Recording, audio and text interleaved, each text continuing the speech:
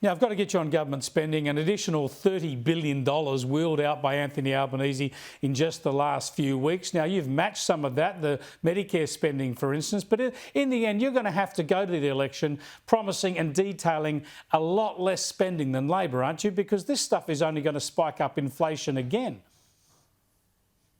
Yeah, well, look, you're right, and this is a closing down sale by Anthony Albanese. He's simply, every time he opens his mouth, he drops another billion. The reality is we've been very clear about the public service. 36,000 new public servants in Canberra is not the answer, costing you $24 billion. Most of those haven't even been employed yet. They're about to be employed.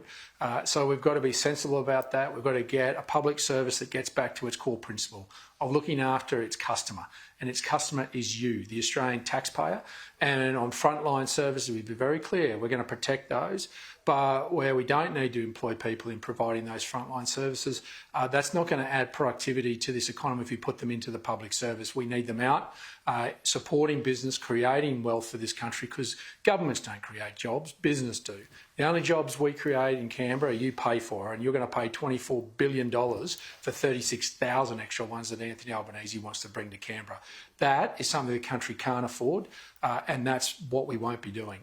Now, the food industry is desperate to get some help from the government. So that's so important to everyone because our cost of living pressures are extreme. But when it comes to food producers, distributors and retailers, surely power costs are one of the huge inputs. The best thing the government could do would be to deliver on its promise to reduce power costs.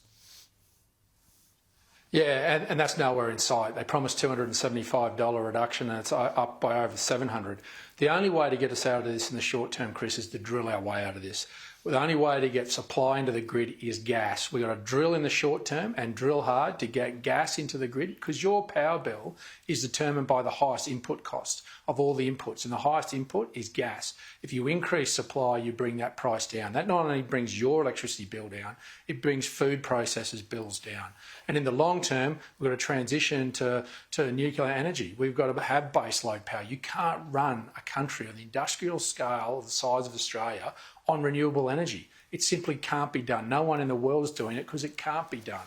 So let's be sensible, let's spread our risk, let's put all our energy eggs in one basket, but draw on the sovereignty of all our resources in this country. But in the short term, we can give the farm sector, the supply sector and you some hope, not only electricity bill, your grocery bill, by drilling our way out of it, giving sensible policy around an ag visa to get workers in, and making sure that we also look at sensible things around industrial relations to drive that. They're the common sense solutions that don't cost you the money that this government's going to cost you. David, thanks for joining us. Enjoy beautiful Mudgee. David Littleproud there, the Nationals leader. He's dead right. You can't run this country on renewables plus storage. It can't happen. It won't happen. That's what all the expert analysis shows. Yet we've got a government and most of the media and half of the political world pretending it can happen. Ask yourselves this. If it can happen, why is no other country even attempting it? Not doing it. No one will be able to do it, but they're not even trying. National energy self-harm in this country does my head in.